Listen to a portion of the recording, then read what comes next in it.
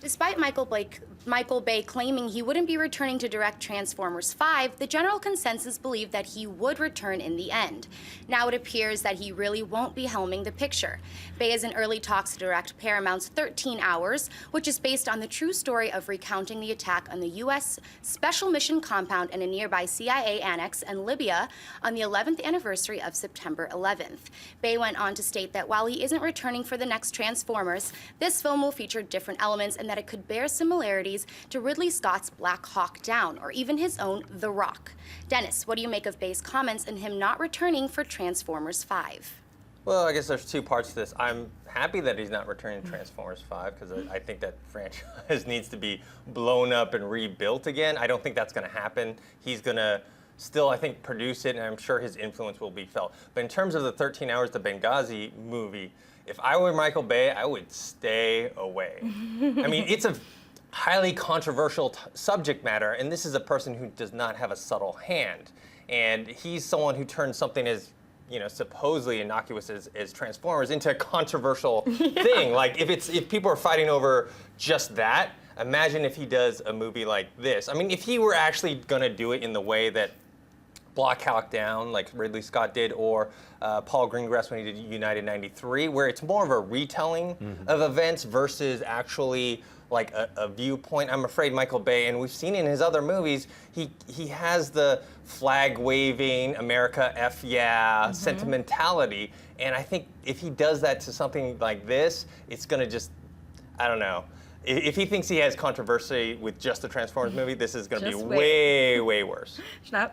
Well, I would use Pain and Gain in there to just say he can have a little bit of subtlety. He can do it. I've seen it. Pain and Gain is an example. That's only one example, though, of all of his other films and his oeuvre. So I don't know. It sounds like when he says, yeah, there might be a little bit of The Rock in there in a real-life story.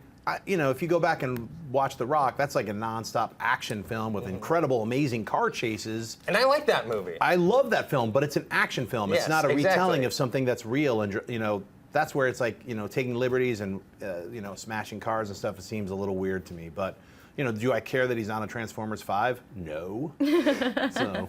Well, you don't want to see soldiers coming out with a Bud Light or whatever? I finally saw that scene on the airplane while I was on London. I fast forwarded it just to that scene where I met you in the lobby and I was like, yeah, I'm just walking around. I was like, and you said, you missed the best product placement. I was like, finally saw it. Yeah, it was insane. Yeah. He's like, opens the beer off the guy's car. Boom, like, I'm really angry about this product placement. So they even had a cutaway. They showed all the Bud Lights, and then there was an extra close-up of them in the flames. It was like, I don't know if you noticed all those blue bottles. Look at this crispy close-up with fire and stuff. Unreal. He can do that for the Benghazi story. You know, he'll just Bud Light soldier opens up a Bud Light, downs it, has Beats headphones on. I am very split on the matter. I'm glad he's not returning for Transformers. Some of you out there really like his films. We appreciate that. It made a lot of money, so you're not alone in the camp. But I would like to see maybe a more sci-fi focused director take on the franchise. We talked about Neil Blomkamp. He would be amazing. So I do want new life in the franchise. I mean, there's only so many giant explosions and chicks in mini skirts and that we can take. Nothing against either of those things, but in Bay's style, it's such a signature. You know it's Bay. So I do want some new life in the franchise. I think it's about damn time. It's the 5th. Yeah.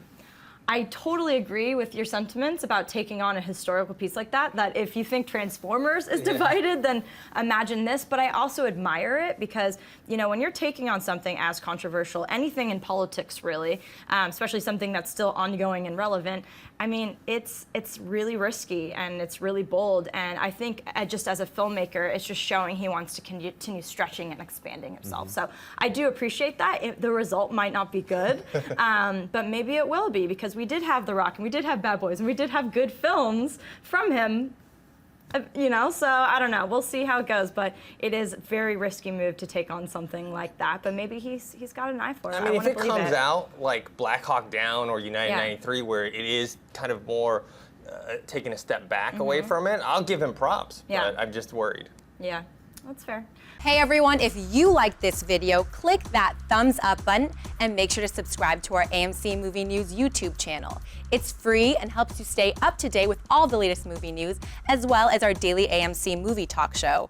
Also, make sure that you follow us on Facebook and Twitter to stay up to date with all of our special promotions, contests, and prize giveaways.